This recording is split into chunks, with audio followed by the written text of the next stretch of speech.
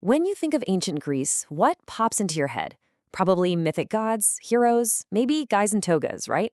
Well, today, in this explainer, we're going to bypass the mythology and dive into the actual, historical reality of these incredibly vibrant, fiercely independent city-states. Because honestly, the real story of how they birthed our modern world is way more fascinating. Here's our roadmap for today. We're looking at the Greek city-state, four systems of government, life, work, and economy, empires and epic wars, and finally, the enduring Greek legacy. All right, let's jump straight into part one, the Greek city-state, the true foundations of the ancient world. So the absolute fundamental building block of this world was something called the polis. And it's crucial to understand that this wasn't just a physical town. It was a fiercely independent community where your citizenship was deeply tied to owning land and defending that land. Aristotle actually hit the nail on the head when he said it was the men, not the walls, that made the city. We're talking about small agrarian communities that functioned as completely self-sufficient political, economic, and religious units. Now, here's a number that always blows my mind. Over 1,000. That's how many of these city-states existed.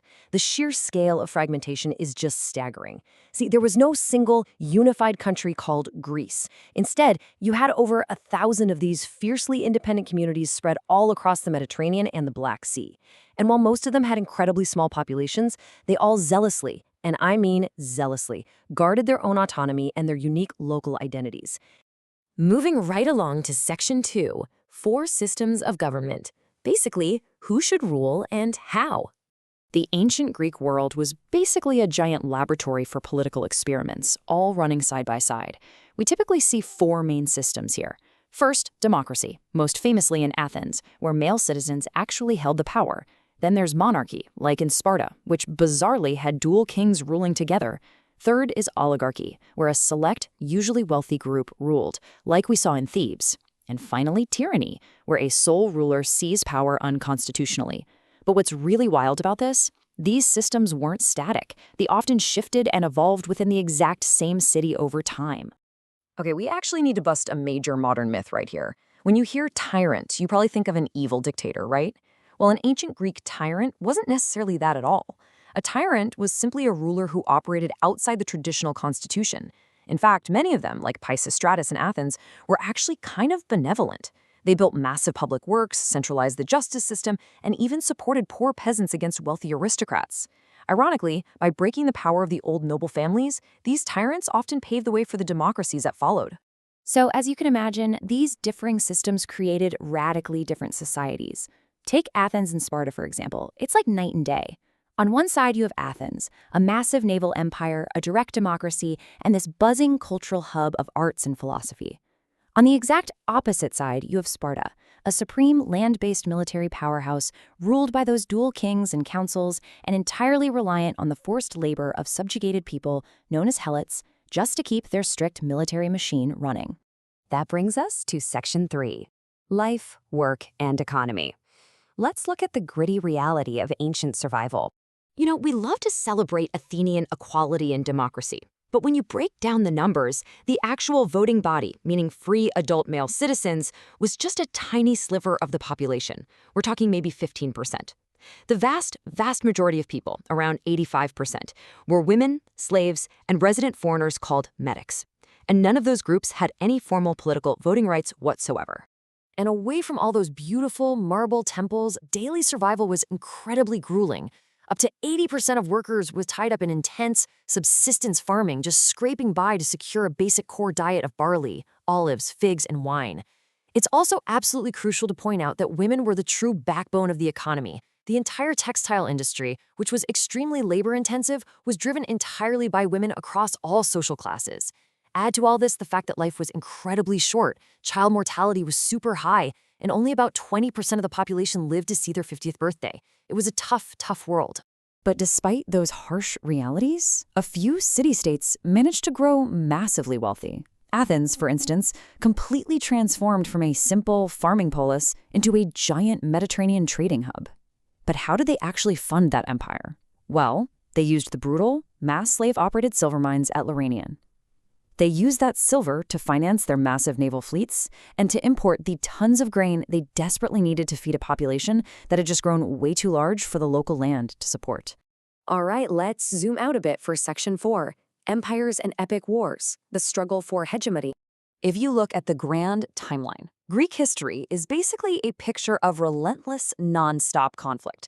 It starts on a high note with their miraculous, unified defense against the massive Persian Empire around 490 BCE, but, that unity definitely did not last. By 431 BCE, they plunge right into bitter civil wars. First the Peloponnesian War, then a period of Theban dominance.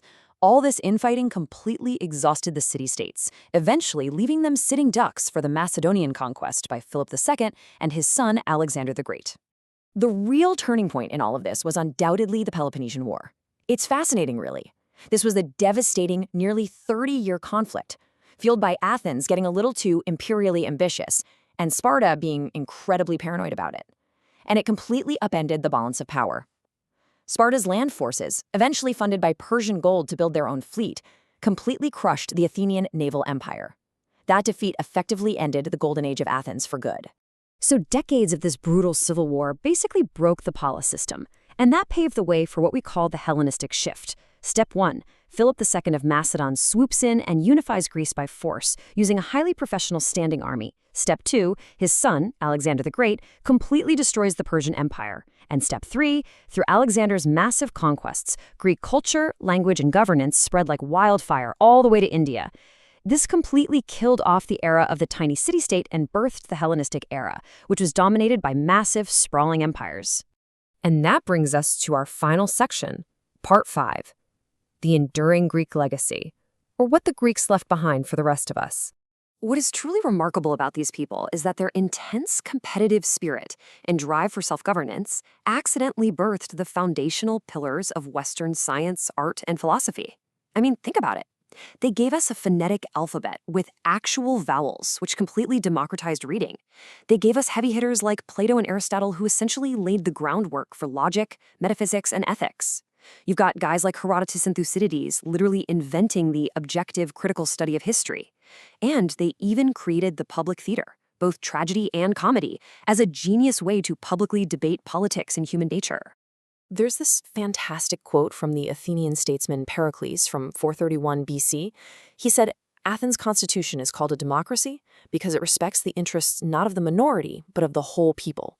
Now look, we know that the whole people back then actually meant a tiny privileged fraction of the population.